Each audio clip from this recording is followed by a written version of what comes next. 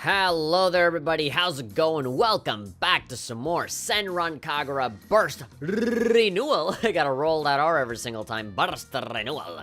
This is me, THP, talking to you guys once again, and welcome to a brand new recording session. If you guys saw the episode on Monday, then yeah, you just you lost. You saw the last episode for the Chapter 2 session of Burst Renewal. Welcome now to the third session of Burst Renewal, which actually involves all of Chapter 3, and the game is actually different from the last time that we saw it. From the last time that I played it to now, we have gone through two updates, the 1.02 and 1.03 update, and so that's actually really important, because the update now includes more DLC, a lot of free stuff, and of course, the appearance, finally, of the Gessen characters. So, at the beginning, we had Yumi and Miyabi as paid DLC, but now, for 2 weeks, we have free DLC for the Gessen characters. So, of course, on day one, on both PS4 and Steam, I downloaded it,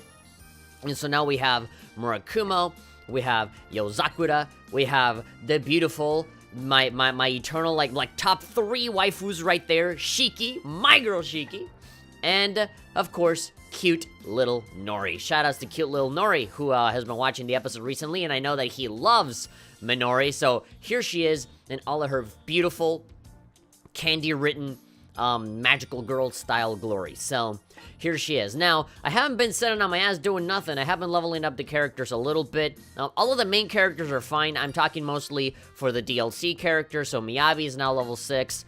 Everybody, the DLC for these characters just came out today, so I haven't even started training them up yet. But, yeah, Yumi is also level 6, so I put the other 2 leaders at around the same level as Asuka, just because they're the leaders, so they're the strongest ones out of everybody. We have Hibari at level 4, Yagyu level 4, although the 30ers level 5, Ikaraga and Katsuragi, and I have the leader, Asuka, in level 6. And so what I'm going to do now is that I'm going to take you guys through the dressing room, because now in this third session, I've completely changed all the looks again, and there is some new DLC, some new, outfits to take a look at, so I'll definitely show them here for a second, and, yeah, after that, we're going to kick it straight off, to Chapter 3, and it seems like in Chapter 3, we are going to actually take a break from all of the fighting to now go into some more, into a bit of a beach episode, taking a break, having a little bit more fun, because as you can see, everybody is super bummed out after kind of technically losing the fights against Hebijo. Everybody's bummed out again. You think that they cheer up after fighting, but no, she's still like that. And Katsuragi's like, oh, I missed the episode of Rick and Morty last night. I wanted to record it and everything, but I just had to go and fight, and oh, my schedule didn't allow for it. I'm so angry. But yeah, we're gonna move on to the dressing room, and I'm gonna show off some new outfits and the brand new look that I gave to the girls. As you can see, Katsuragi is now white again. I whitewashed her, how dare I. But yeah, away we go. Let's go ahead and get straight into it. Loading. Alright, we're something kawaii. Alright, so just giving you a really fast run-through of everything that I gave to the girls, starting with Asuka. So I gave Asuka a bit more of a, lighter pink look. I gave the pale skin type to Asuka now. And, yeah, I gave her the soaking wet bloomer. So I'm pretty sure this particular outfit can get wet.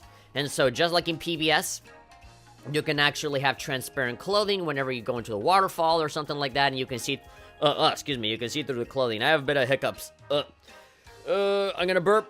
Oh, it got stuck in my throat. Oh, God, now I have a really weird feeling in my chest because it didn't go.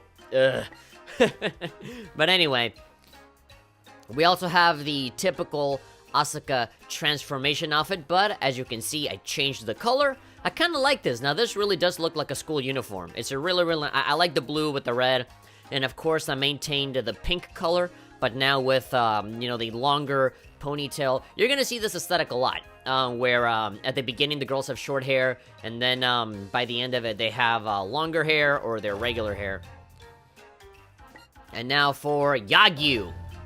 I decided to keep her with the tan because I actually really like her a lot with the tan. I took Katsuragi's hairstyle, and I changed it to black. And I gave Yagyu the, red color 3 Heibijo outfit with the micro mini skirt, obviously, because I'm not going to allow anything else that isn't that, although the other ones are far too long for my taste. And I gave her, I guess the thong look for, the black stuff. So yeah, just a lot of black here with some red to kind of spunk it up a little bit. Oh, and of course I have the transformation outfit, which is the same one from before, but I kept her regular hair for that one. It's still black, and of course the other DLC outfit that I gave her, which was green before, I just changed the color to a white and black to kind of fit the general aesthetic. I think it looks pretty badass. So yeah. Next up, we have Hibari. So with Hibari, I gave her the side tail hairstyle. Again, it's still pink. I didn't really feel good changing the color of the hair. I kind of felt okay. I was thinking blue. Maybe I'll keep it as blue, just to make it different from everyone else. But, just the high leg, the swimsuit, and tee. We are going to go to the beach pretty soon, so, yeah.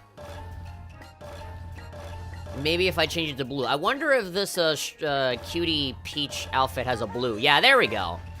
If I can make it blue, then maybe I'll keep it like that. Alright, sure. Just to make it different. The blue hair color has always looked kind of weird on the girls, so I've never really liked it a whole lot. I feel like a lighter blue would actually fit a lot better than this real dark blue, but I think that'll have to work for now, just to make it different, so that it doesn't clash with Asuka's pink. And now, we have Katsuragi.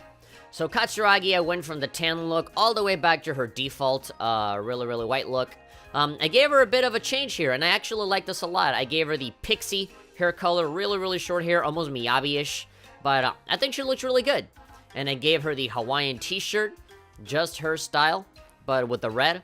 And, the bikini bottoms, SpongeBob reference, the bikini bottoms are yellow, so I feel like that matches with her hair. And, again, the red, just to have something that kind of streaks, something that's loud, as just like Katsuragi is, something that, that sticks out. And, of course, with the transformation outfit, when she transforms, her hair grows long, and we have a more normal-looking Katsuragi with a yellow bikini. And there we go. When she transforms, she lets loose. So there you have it. And now the next one is, of course, my beautiful baby Ikariga. I gave her a bit of a, I don't know, I was thinking of more of a Final Fantasy, I don't know, not Final Fantasy, just fantasy, like a very fantastical, just more anime. If I wanted to go even more anime than anime, then of course, you gotta have a white-haired girl, right? And so, I did a black and white kind of thing here with the black, one-piece suit, dress. Yeah, the black one-piece dress. Some white hair, of course, the short one. Give her some black-rimmed glasses and some bunny ears. Now, why the bunny ears? Well, because she transforms into the bunny suit after this. And, of course, long hair. Now, I do admit that I like the military outfit that I gave her before better than this. I still have the pale skin tone. I like it. I really do like it a lot. I mean, granted, there's nothing wrong with the default. I like that, too. But I don't know, just something about that skin tone really fits Ikariga, especially now that I made her all white and black, so yeah. But again, I do like the military outfit better, but, just to change things around, just to not have the same thing every time. Maybe in the next session I'll turn it back to where it was, but, I do like this. But there we go. That, in a nutshell, is all of the different outfits that we're gonna be rolling with. I'm thinking of doing the same thing to the Heibijo girls when we do their story. For every chapter I change the outfits and stuff. I like it. Oh yeah, oh god, I totally quit out of the dressing room without even actually showing the DLC outfits that I got. Okay, so the ones that I'm about to show are all free. Now, these are not all of the DLC outfits. There's a whole bunch that are paid. I think they cost like maybe $5 or $6, $5.99 or something. I forget. But yeah, they do cost quite a bit of cash. There are some individual outfits that cost like $3.99 or something. It's fucking ridiculous. I hate the DLC in Senran Kagura in general because I feel like it's either too pricey or stuff that I feel should already be in the base game. But we've had those conversations in the past, so I'm not gonna bore you guys with that again. But what they did, essentially, is that aside from the DLC sets, they're giving you a quote-unquote trial set I don't know why it's called a trial set, but I guess it's a bit of a sampler, you know, for people that don't want to pay. But, yeah. This sexy t-shirt that, again, was free and already came with PBS. You can now download it here, and it's free, and again, transparent. When you get it wet, you can see right through it.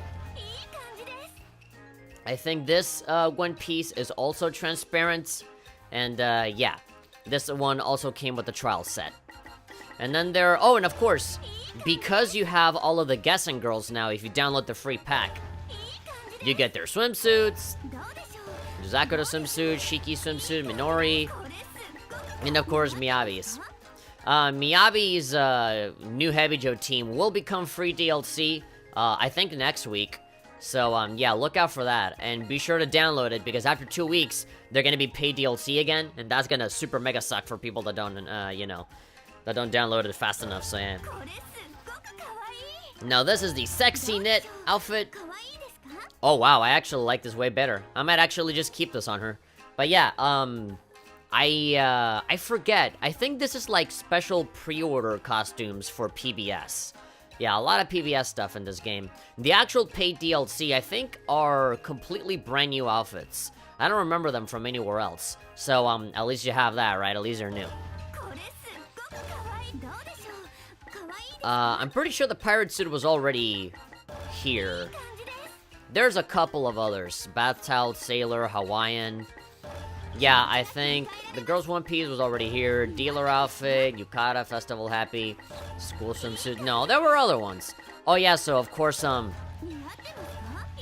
you know, all of the transformation outfits for all the other characters are available for you to grab as well. Sexy t-shirt? No, we got that. The bloomers, the thing. No, there was a little bit of a top cover t-shirt. Yeah, there we go. This was the other one. So the sexy knit and then this one. These are the other two from the other trial set. There is other DLC for the diorama mode, for the pictures. There are different poses and stuff, which to me that feels super shitty. Like fucking gating the poses as DLC. That didn't happen before, but I think from PBS onward, they started doing that shit, and that really gets my goat. But, yeah, you can change the color to all of these. Yeah, this is actually one of my favorite outfits. I do like this one a lot, because it just reminds me of Tifa from Final Fantasy VII. But after looking at the sexy knit, I think I'm gonna keep this one. This one actually looks really cool. And, you know, you can have the underwear there, and then just transform to this. Actually, for Asuka, is there a pink color for this one? Yeah, there we go. As a matter of fact, I think that's the color that I had before, right? The pink one? Alright, just to maintain the pink motif, I think I'm gonna go back. I'm gonna go back and say, look at that super duper bright Asuka-chan. Alright. We've been going for about 13 minutes. That's about the length of a normal episode, dude, and we haven't even started yet. Oh, another thing that I have to say. In this 1.03 update, I say that because, you know, just so that you guys make sure that that's the update that you have. Do you guys remember when I was struggling with those visual novel scenes where the text would actually advance on its own? Well, I was looking at the patch notes for this 1.03 update, and apparently, I haven't tested this out yet, but apparently, that automatic text scrolling has gotten fixed. Finally, it got fixed. But we're about to see that for ourselves, if that is actually true or not, because the 1.02 update did not have the fix. In fact, in the patch notes it said, oh, we're still trying to figure it out, we can't replicate it. But now in this new one, in the 03 update, it should be good to go. So we might actually be able to take a look at, you know, the story without having to struggle and rewind or anything like that. So yes, I think we should be good. Oh yeah, so now that we have the guessing characters, if you look down there on the screen, we can actually select the other four. So we got Yumi, yeah, Murakumo, Yuzakura, all of them right here. So of course, after we finish the story scene, we can go back again and play with whatever character that we want. These guessing characters, at least in the Hanzo and Hebijo story, the original Burst story, they got nothing to do with this, you know? Just like how in other DLC characters that have come out in Estivalverse, you know how in Estivalverses, you got the Ikitosen characters, you have Kagura, Naruku, you have all of those characters that got nothing to do with anything, but they're still playable anyway? Well, there we go. That's essentially what the Gessen and the new Hebijo characters are. with the exception of, you know, how they show up in their own respective stories. And the same thing applies to PBS. You know how Supersonico, Hyperdimension Neptunia, the more Ikitosen characters, all of them were in PBS, but of course they had no story significance. Yeah, so kind of in that same fashion. Because, you know, everybody has their own little, story to tell, and obviously not everybody fits into that, so, you know, whoever matters in the story at that time will show up, but, you know, they're not gonna force themselves on here if they don't need to, so I think that's good. Now, let's move on to Chapter 3. Summertime Mistake. And so now they're just gonna tie me to whatever character I need for now. Story scene? Oh my god, it's not automatically starting anymore. Yes! Hallelujah! Thank you to the gods! Finally. Oh, I'm so happy. You guys have no idea how happy I am for the text to just stay there so that I can babble on for as long as I want and advance at my own pace. Thank you, thank you, thank you, thank you. Ah, 1.03 update. Whew. Alright, here we go. So Katsuragi said, "Just give it up. Give me those Twinkies." And Minori's like, "No! I came in here as DLC and you're already robbing me." Katsuragi's like, "It's too late for now. The final Twinkie in the world is mine." Everybody is dead from the apocalypse. There are no boobs for me to squeeze. My final hope is to just squeeze on these Twinkies. Not yet. I am not beating yet, says Katsuragi. Oh, no, wait. It's, was it Yagyu? The voice was kind of deep, so I was kind of assuming that was Katsuragi. And again, I was excited about the text, so I didn't really listen. Okay, apparently it was Yagyu. Yeah, Hibari stares at me anxiously. It's alright. I swear I'll protect you and your Twinkies.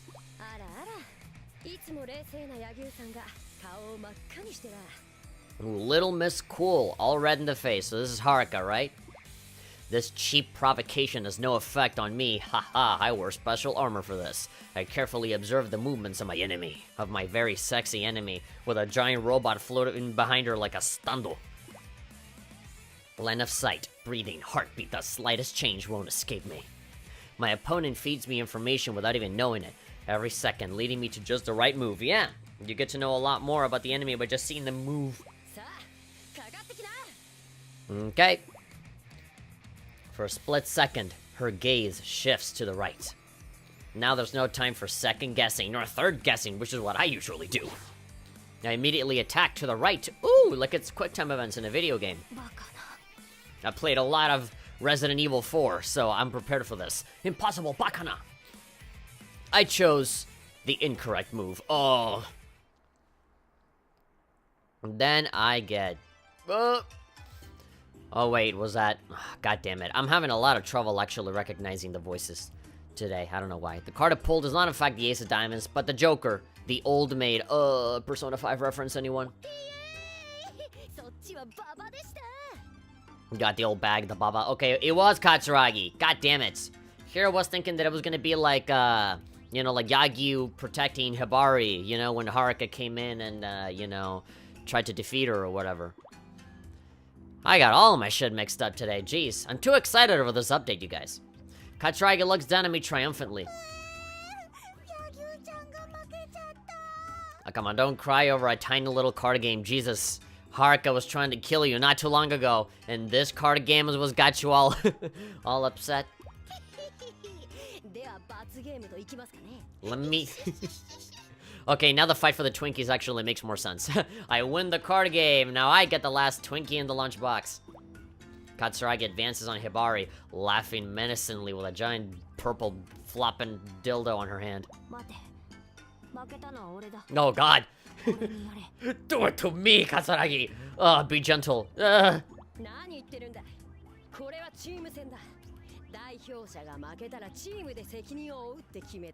Yes, the team takes responsibility. Everybody gets to take it. No discrimination here. It's equal opportunities for everybody. Remember? You will all lose your innocence to me. No buts.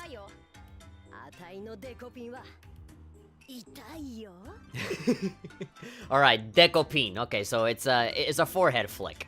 Alright, here I was thinking it was something entirely different. It's gonna sting. Itayo. Yeah, itai is gonna hurt. It's gonna sting. Yeah, that makes sense. As long as you don't grab my Twinkies. She hasn't been struck yet, but Hibari's already looking miserable. I mean, that's Hibari for you. She's pretty negative most of the time. She just like dreads everything that happens to her. If only I could, if only I could protect you from this. But nay, it is an inevitability. One day, no matter what, the decopine, the forehead flick, will always come for your soul. I just imagine like a giant, like she puts on like a big glove, you know, like Master Hand from Smash, and he's just like a poof. Her forehead ignites into a tiny explosion.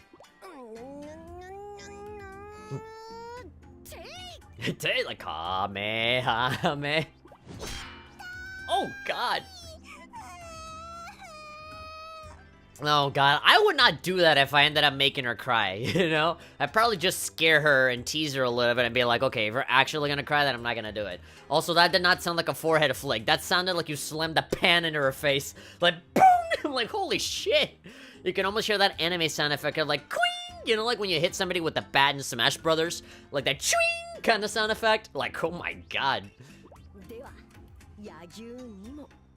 Let's hear it again. Kamehame. Oh! Oh! That sounds like Kevin McAllister slamming down a robber in Home Alone.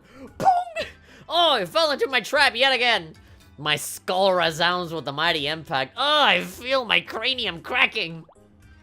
This is well beyond any ordinary decopine. A microcosm of pain blossoms in my head. Hey man, how the fuck does it feel to get a forehead flick from a professionally trained shinobi with superhuman strength? Who focuses? Look, if this is what her forehead flick feels like, I can't imagine getting kicked by her.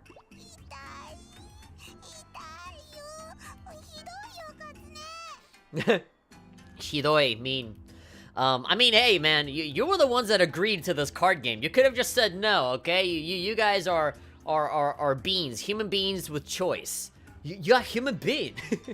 You're a human being. You're still alive. You're a human being. You can make your own choices. If you wanted out of this thing, if you didn't like the consequences, you could have just said no and let me have the Twinkie, okay?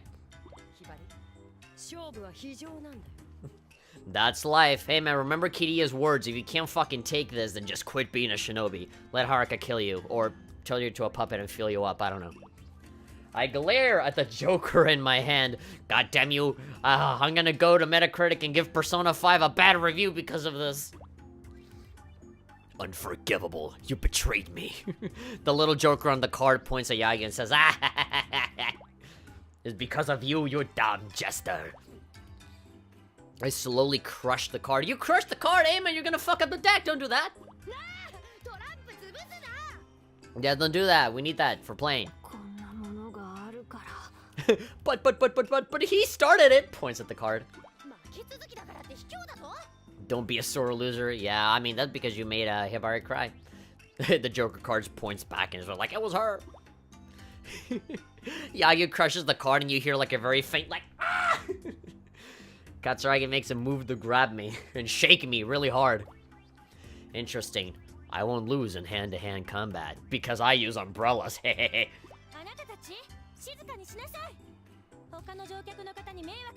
You're disturbing the other passengers. Look at how many there are in here. It's practically full. It's so crowded. Ikaraga's reproach lashes out at us. A quick glance around shows that all of the nothing are staring at us. What is it, a fucking ghost train? Are we in Spirited Away? Like, we're just all of these, like, you know, ghost incorporeal guys that are all staring at us, which is why we can't see them. We're sorry, nobody. Katsuragi apologizes and quietly takes her seat. As we settle down, the pleasant reverberation of the tracks prevents any awkward silence. You see, this is why you get shinobi training. You're supposed to hide your power from the normies, that's how Katsuragi says. That's why we're here in an empty train as a rehearsal. Hibari sticks out her tongue playfully. Tehe? Tehe pero? Hey, this is a beautiful place. I don't remember this. Is this new? Nah, it's probably not new. What a big fucking cloud. that cloud is like going upwards like a volcano or something, like a giant mountain. As the train leaves the tunnel, a scent of the ocean fills our noses. Ah yes, actual pure air. The pollution of the city leaves me. And now I can smell the salt. Truly, this is what air smells like. Asuka peers out the window.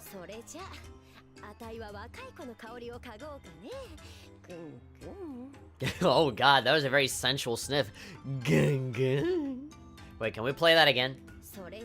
Let's hear it.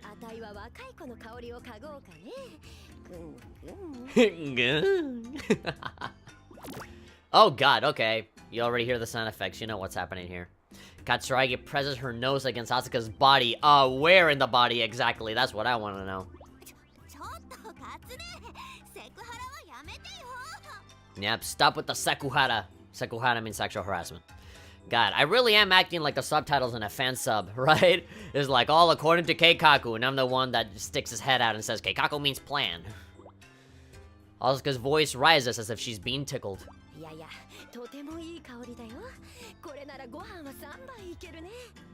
I can come around for thirds. Okay, so when were the seconds? Jeez. I mean, I wouldn't mind. If I got invited, you know, I wouldn't turn you down.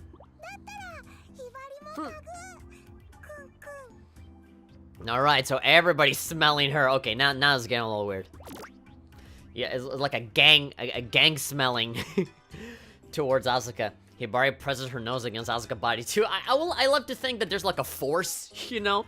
Like there's some actual force being put into this. You know, there's like the window outside and she's like like just like this.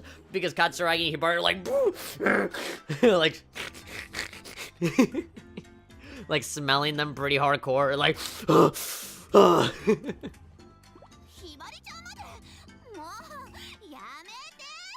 Alright, come on, 2 more people and we can make it a crowd. Like that. Oh my god. Mama Ikaraga is here saying, how many times do I gotta tell you to shut the fuck up? You're disturbing all of the nobody here. Ikaraga's voice roars through the car like thunder from on high, like a mom that is talking to me about my curfew. The entire car goes silent. All eyes settle on her and her enormous authority.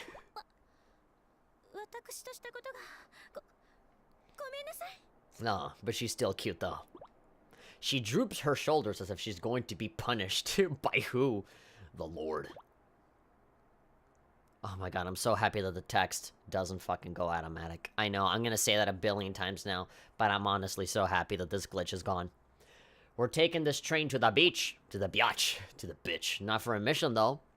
For a genuine vacation. Wow, I'm sure nothing is gonna go wrong here. When Master Kiriya told us to go to the beach, we were so confused we didn't know what to say. So Kiriya's not coming with us. I remember in the anime, he does come with us. But it's supposed to be for training. It's not for a vacation. In the Ninja Flash anime, Kiriya, like, legitimately says, okay, we're going to clean this house up. We're going to do shit Karate Kid style. Wax on, wax off, and fish and everything. Like, it's all to actually, like, legitimately prepare. But here, it's like, no, you know what? Fuck it. Go take a break. Ooh, flashback. Yes, I remember. I remember this day like an old movie with film grain. Why now of all times? At my question, Master Kiriya responds flatly. There's no better time. You guys are more depressed than ever. We're taking you to the ranch, Dr. Phil style, to get you to recover. We gotta make you recover. Go and, you know, get some volunteer work over there in the community. You know, it's good for you. Somehow I understand what he meant. The fight will only grow more intense. Before that happens, it would be best for us to build some memories. Simply as students, if we inevitably die, we can be like, at least we had fun together in the beach. I was grateful for Master Kiriya's consideration. Kiriya's teachings are so totally fucking epic. For today, at least. Could you imagine Ikaraga being like, Katsuragi, that kick was epic. So for today, at least we'll forget about the fighting. Forget about falling in our face because we slept on soap into Hebija's trap. Ah, yes, I remember the soccer field. That day, Hebija's ruse that separated us. What do you mean, ruse? Homura literally just gave us a paper. And she said, go here. And we were all like, okay. just to distract us. so that other shinobi, other people on the team can go and steal the Krabby Patty secret formula. We, like dumbasses, decided to go and leave the fucking Krabby Patty secret formula unguarded, even though not even we know where it is. But they knew where it was for some reason. Their true purpose had been to lure us out and leave Hanzo Academy relatively defenseless, because apparently there's only 5 shinobi in the whole fucking school. Hibari and I rushed back to the school, and they panicked to find dozens of lesser shinobi, Hebijo shinobi, lying defeated in the courtyard. We saw Asuka, Karag, and Katsuragi standing nearby. Hibari asked as she gestured to the piles of unconscious bodies, "Did you kill those boys?" The others shook their heads, saying, "No." they shook it horizontally, and they all pointed at each other, and they said, "It was her." And it couldn't have been Master Kiriya. He already said he wasn't gonna fuck with us at all. So then who could it be? Was it Mr. Krabs? Someone had successfully defended Hanzo Academy, but the question left me feeling uneasy. Oh my god.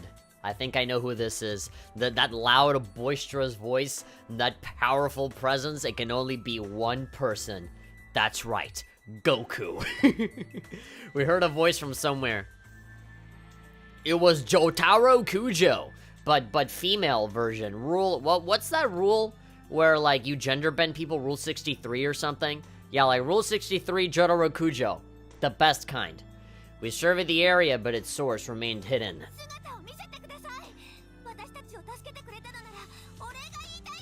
Let us thank you. If you're a stand user, please show yourselves. Tell us your ability. Daidoji. I find it really funny that the O with the symbol is separated more than all the others. Like, I'm Daidoji, Shinobi of Hanzo. Oh, that's probably a programming error there. Because that's not normal for the O to be separated like that. And all the other games is not separate, so yeah, what the hell. But yeah, here it is, for anybody that doesn't know who she is. Daidoji, Shinobi of Hanzo. Basically, again, as I said, Jotaro from JoJo, but like, better, because she got titties. Well, actually, not really. She doesn't have a stand, but she doesn't need one. She's too powerful for that shit. At this response, we exchange glances. You know how, you got like fucking Chuck Norris jokes and all that stuff back in the day? Okay, well, if you're a fan of Senran Kagura, you're gonna end up making like Daidoji jokes in that Chuck Norris kind of way of like, oh, Daidoji created a tsunami by sneezing, or like bullshit like that. She's that powerful. Daidoji is the legendary senior senpai. She has an unfathomable speed and power, and was ready to take the final exam as a freshman. There's a prophecy that one day she will punch time itself in the nuts and be able to jump from one timeline to the other, across dimensions. But for some reason, she never graduated and continues to be held back. In other words, she is the strongest active student, yet none have seen her at school for the past few years. Yeah, she's a rebel, skipping class. That's why she never graduated. Hibari piped up, her eyes still searching. I don't want to be associated with weak people like you. I'm here to protect the Krabby Patty. Why would you? Hibari's face clouded over with anxiety. Oh, come on, as usual, she's always panicking about something.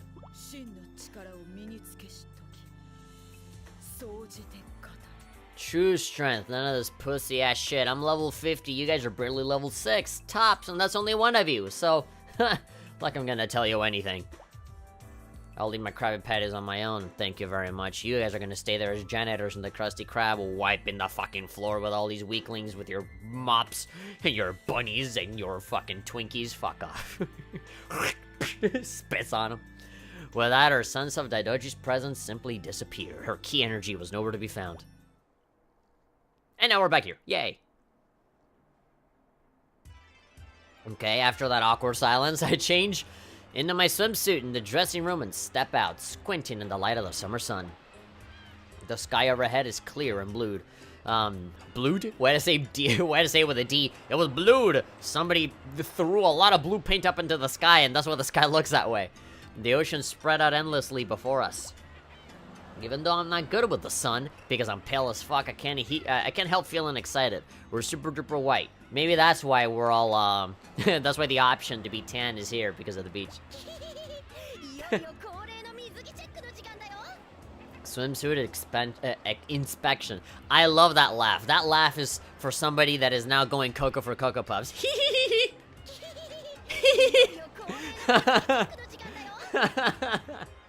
I love that laugh.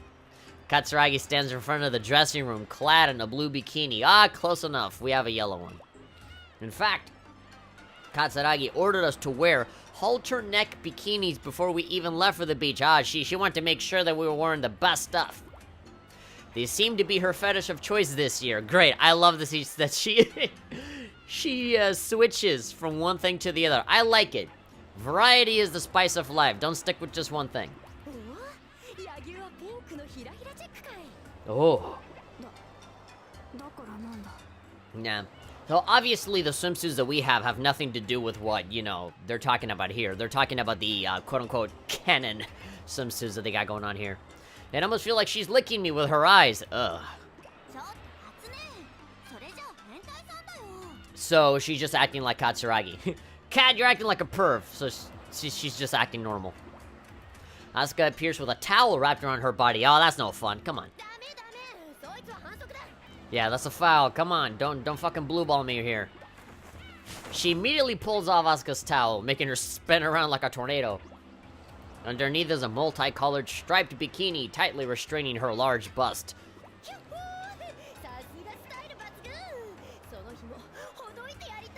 Makes me wanna yank. The fucking moaning at the end. Makes me wanna yank that string. Well, you're telling me. But yeah, it's not really Asuka without the rainbow design stuff, huh? Cease this nonsense. What is this treachery? Why does Ikaraga talk like a fucking medieval, like, royalty? Cease this nonsense. If it was 2019, she'd be like, bro, fuck that shit. Ikaraga steps out of the dressing room, clad in a simple, dark brown bikini. Dark brown? Huh. Could have sworn it was just flat out black. No matter. I like it either way. Chic. Yeah, simple, yet elegant. I almost didn't recognize you. I think I recognize her even more with all the black. Ikaraga ignores Katsuragi's watering eyes while she's crying and walks briskly in the direction of the beach. She's like, it's too beautiful. And Hibari happily shows up. She's so innocent. She doesn't give a fuck. Which is good. No use going to the beach and feeling all ashamed about the swimsuits that literally everybody else is wearing. Hibari springs out of the changing room.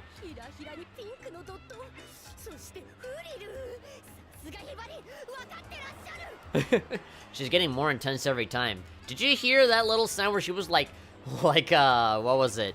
How do you call it? Salivating? Like, oh, just hear that for a second. It's like polka dots.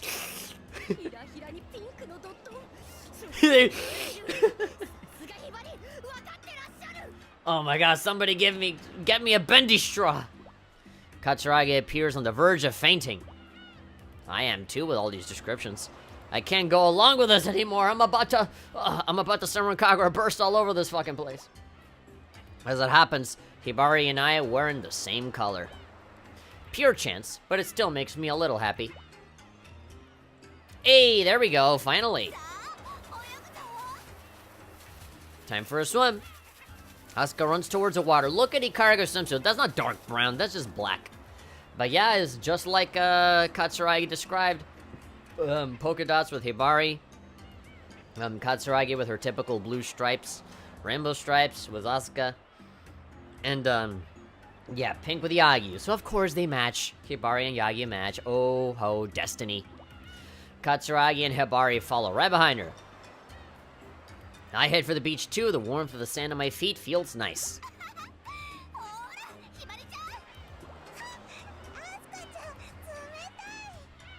I sit down in the sand and watch the others play in the surf.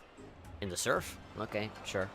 I really like, this art style. I know that pretty much with every single Senran Kagura game, the art style always changes slightly. I mean, it's still that, Yageshinan essence, right? But, if you compare this art style to, the new one, you know, to all the new, character illustrations for Burst Renewal. This is all from the original Burst, and I really like the, can I make this go away? The text timing. Yeah, there we go.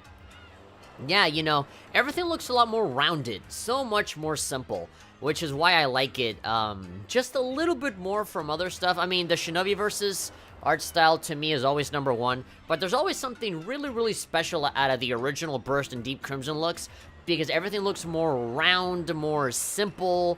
It looks less detailed, but, it looks brighter, more color to it. I don't know. It just looked very, very unique. And I like that so much, much more than what the anime had, at least, to what Ninja Flash had, and to even what they started making with, you know, Estival Versus and Burst Renewal and PBS, because, I don't know, I feel like eventually it just got a little bit too detailed. I don't know. You know, like, sometimes the thighs and the stomach look just a little bit too fleshy, and sometimes there's, like, folds in the skin and stuff that look a little weird, and sometimes, like, the art style, later on, you know, there's, like, really harsh lines on every single little strand of hair. Like, it just looks a little bit too harsh, too aggressive, and too detailed. I don't know. Just something about it kind of strikes me as odd. While this, to me, is like, wow, like this is... It's what it is, you know? Like to me, it just fits and makes sense. Which isn't to say that the other art styles are bad. They most definitely are not bad. But I'm just saying that I like this, simpler style a lot more, because I feel like it talks more to the simplicity of the girls and how they're barely starting off and how they're still inexperienced. They're still very pure and untouched, as opposed to, all of the later illustrations where it really looks like it's the future, right? Like they've been through a lot already. But anyway, I sit down in the sand and watch the others play in the surf. Tomorrow we'll be back to constant training, preparing to fight against Heavy Joe. Really? You only get a 1 day in the beach? Ah, come on. Give me at least 1 or 2 days. More. 3 days. You know, 3 days is perfect. Because I've been on vacations before when I was a little kid, and like my parents would have to go on like business trips and shit. They would always give us, oh, like a paid expenses to like this really nice hotel or whatever. And we would be there for like a week.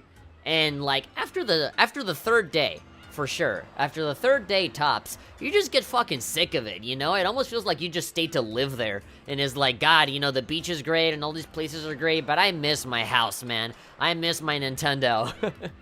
I miss, you know, doing all my usual shit. Sometimes you look at a beautiful beach resort and you're like, oh yeah, I wish I could be here forever. You don't. You really don't. Yeah, if I ever go on vacation to, like, this kind of stuff, like beach stuff, and you gotta stay in a hotel and stuff, unless I am traveling to another country, then yes.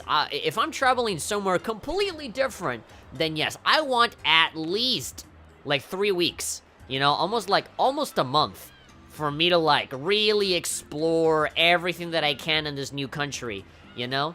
But if I'm going to, like, just a beach, you know, just 3 days is fine. A weekend. A weekend is fine, because then you get sick of it. As opposed to going to a different country like Japan or something, where you literally have a whole world to explore. This is good for now. Even for a little while, we can forget everything and enjoy ourselves. Just like normal girls. Yes, normal individuals that don't have to face death every day. So I forget it all too, for today. Hibara waves to me from the edge of the water. Come over here. I stand and wipe the sand from my posterior. Great, thank you for being specific. Let's go. I give myself over to the pleasant breeze and head for the ocean. Oh, by the way, we're gonna have to fight people. We did all of the... I mean, the episode is a little longer because I did that intro at the beginning. Oh, here we go. The dressing room key? Oh god, don't count on Hibari to hold on to anything, she'll lose it. Alright, so, the swimsuits actually changed to the canon swimsuits to what it's supposed to be. But the hairstyles and everything are to what I customize them to. Yeah, as I was saying, the episode is gonna be long because I did, the introduction with the dressing room and the DLC and everything. And, that was like 15 minutes of the episode, plus the story, which is always gonna be very long no matter what. And, we're also gonna have to actually fight some people and actually play a level. So, yeah, this is gonna be long. And then the dialogue after that, so... Yeah, you get a lot of bang for your buck with this damn game.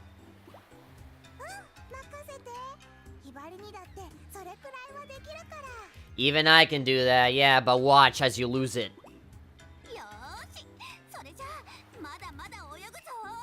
Maybe that's why we're gonna have to fight some dudes here in the beach, because somebody's gonna steal it from you or whatever. Okay, after some swimming later. Oh, there we go. I love it. Alright, I like that they're actually showing this. Alright, this is great. You see, this is what remakes are all about. They add more to the experience instead of just, you know, remastering the same game to 1080p and then putting it out for $60. Here, it's out for $40 and they added so much more to it.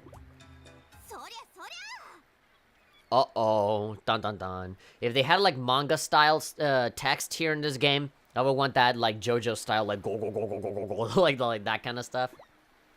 Menacing. Of course, she's specifically out for that key.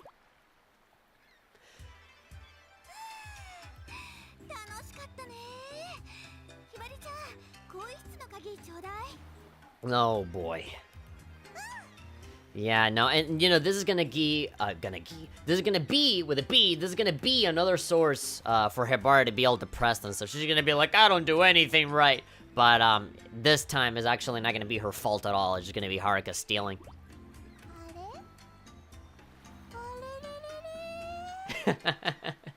I always thought this was funny. Yeah, whoa, whoa, whoa, whoa, whoa, whoa. Yeah, that's exactly what that is.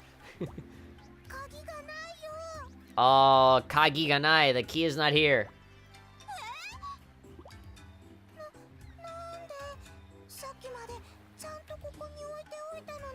You see, that's the problem. You left it somewhere. You know, keep it with you at all times. You know, you hide your fucking ninja scroll in your cleavage. You know, I'm sure the keys will fit in there just fine.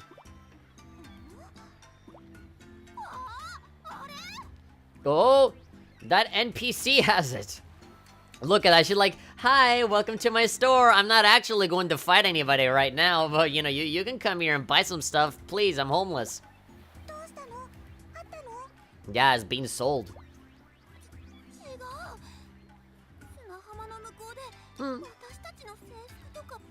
What is... what does the sign say over there? Nugitate. I don't know what that means. Nugi? Doesn't noogie mean like nude or something? I don't know. Or undressing? She's so happy. That NPC is like, hey, hello. Yes. I am ready to make my living. Alright, there we go. We're just going to flat out just go for it. Eliminate all the evil shinobi. Alright, who am I gonna play as again? Asuka? Oh, Hibari. Here we go. Back to the regular thing. I mean, it's still a swimsuit. Alright, baby. Now we're actually playing. Wow. I mean, technically, we have been playing this entire time. I mean, the dialogue, the story, all of that is part of the game. I hesitate to, you know, call experiencing the story and all that other stuff, interacting with the menus, customizing stuff as not playing the game. Because I feel like that's just unfair to all the other aspects of the game, you know? There are many moments where people say, oh, wow, there's a lot of game in this game. Or like other stupid phrases like that. Or, you know, when people say, yeah, you know, the music, the cutscenes, the story, like, a whole enormous chunk of the game, that's pretty good, but what is the actual game like? And I know what they mean. When they mean game, they mean the part where you are in control. You know? The part where you can actually move around and do what you want. The part where you actually participate and affect the game based on your choices, right? Usually this means the combat, right? Sometimes it's like, okay, so what they actually mean is how's the combat like? How's the fighting? But I feel like, I don't know. It kind of makes me feel like people are not giving enough credit to everything else surrounding the game because... And then people say, all that matters is the game, you know, that the gameplay is good. Yeah, but I would argue personally that everything, from the moment that you boot up the game, even from like the logos that show up, because you can be stylish and creative with how you present that as well, and that affects your opinion of the game, right? I feel like if that didn't affect your opinion of the game, everybody would make the same menus, the same interface, the same format, the same everything. And then, because it wouldn't matter, right? If only the gameplay, if only the direct interaction, if that was the only thing that mattered, then everything else would be the same, right? And only, like, the game part, you know, quote-unquote, would be the only thing that's different, and everybody else would just follow the same shit, right? You know how, like, an RPG Maker, they all have, like, the same opening menu and the same everything? And then they're obviously less distinctive because they all kind of feel the same. And that's what makes you appreciate other RPGs and other games that actually do shit differently, right? Now, I know that kind of goes against the name. Like, the name, the word itself is game play. You play the game. And so, again, we're just kind of running in circles again with the same thing, right? You know, what does it mean to actually play the game? Does it mean to just, like, to directly interact with it? You know, you are only playing the game when you're tapping buttons and making shit explode? Or is it just the act of experiencing the game in all of its different forms? You know? Because there are other games that have a lot of cutscenes in them, like Kingdom Hearts 3, Metal Gear Solid 4, or Senran Kagura, you know? This game has a lot of dialogue, but I wouldn't say that, oh, it's not until now that I'm actually playing the game. I don't know, I feel like, experiencing the story, enjoying the story, you know, bobbing my head to the soundtrack, that to me is experiencing the game or playing it, you know? I know that I'm kind of stretching and expanding the definition of what it means to play, because video games are so much more than just press start and start jumping, you know? I feel like video games have evolved more than just being about fun, you know? There are other things that you can take away from it, and other things that you can enjoy from them, that to kind of just, reduce it to just, the game is only when you press buttons. Okay, well, what about Phoenix Wright? You know, Phoenix Wright is all about dialogue, right? Am I not playing that game, quote-unquote? Because I'm not moving around Phoenix Wright everywhere, you know? Like, the things that people define as to what counts as playing the game can get pretty goddamn arbitrary when you use, when you start to question, like, what references people use. You know, like, what benchmarks and what standards people use as a video game.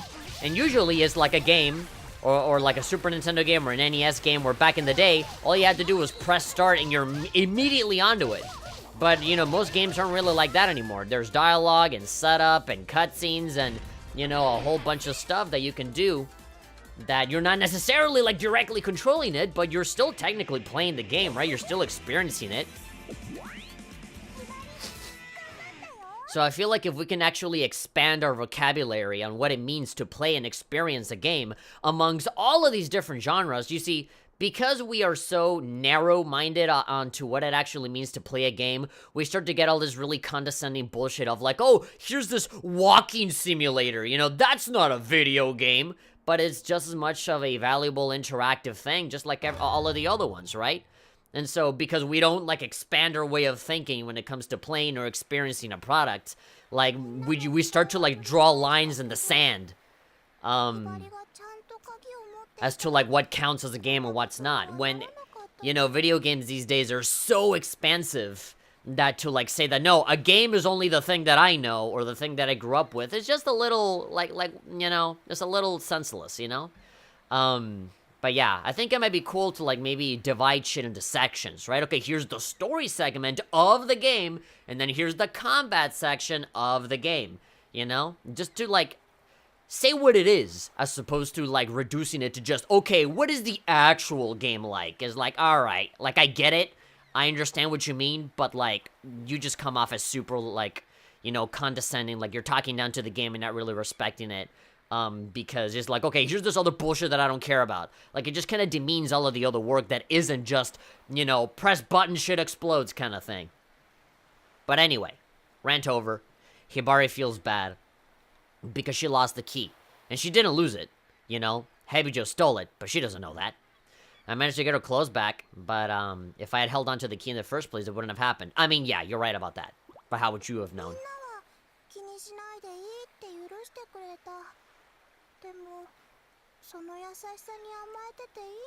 Oh no. Psychological warfare, Hebijo's secret weapon. Just like having her just completely break down on her own was something that they set up.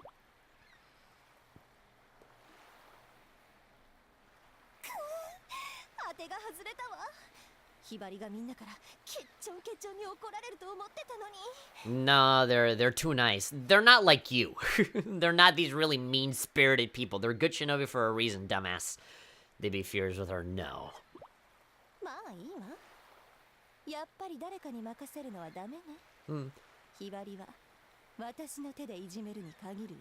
Upon further reflection, I probably should have just beaten them up myself instead of just stealing an insignificant little item. Yeah, I love that that's how we got our clothes back. Just kicked their asses. Oh, wow, I went all the way up to level 6. I was level 4 before. I actually went up 2 levels. Jeez, that's pretty good. Yeah, we got grade C. Yeah, even shinobis need breaks sometimes. There's actually an achievement that you can get for doing a level in the 1-star difficulty, doing a level on easy. And I actually don't have that achievement. Not because I suck at the game and I can't beat a level on easy, but, you know, I've been playing the whole thing on medium the entire time, so I actually don't have the achievement because I never bothered to do anything on easy. There's another one for doing one on hard. Alright. Almost 5.5 zenny. 5,000.5 zenny. Alright, new outfits are now at stock at the shop, so I can now buy all 5 swimsuits. Beautiful. I was running out of clothing anyway, so it's a good thing that we have more. Short break. Hanzo. Hanzo arc. Alright, should we go to the next mission? I don't know. I kind of want to go to the ninja room because of the faces and all that stuff. You know, the tone of the room always changes whenever the story changes as well. So, yeah, I'm scared that after we beat the missions, we're not going to be able to see this again. So, yeah. Look at that, everybody is back to normal. After their vacation, they're all rejuvenated, so she's like, haha, panties. And she's just as gloomy looking as ever. And then Kiriya, yeah, there we go. Ikaraga's being tempted by the KP mask to go back to her superhero ways. But I worry about Hibari. Yeah, there we go, she's still upset. She's still sad over the key and all that stuff. You see, I love this. This is attention to detail. This is somebody that gives a shit about the characters and the story, you know? Who the fuck said the Senran Kagura was all about boobs and that's it? If it was only about boobs and nothing else, they wouldn't actually care to, like, you know, make everybody be normal and happy because they had a vacation and then have her feel bad because of the stuff that she's, you know, got going on in her mind. She thinks she's worthless. And, you know, because of Hebijo fucking scheming, she's even more down on herself when it's not really her fault. Hugs for Hibari. Hashtag. Alright. How much does this cost? 6,980 yen. Are you fucking joshing me, yo? Are you kidding me? Why does it cost so much? All of the DLC characters gave me the swimsuits for free. I mean, yeah, I mean for free without having to pay for them in the shop. Oh well. Oh well, oh well, oh well. There's nothing else that we can really use our money on anyway.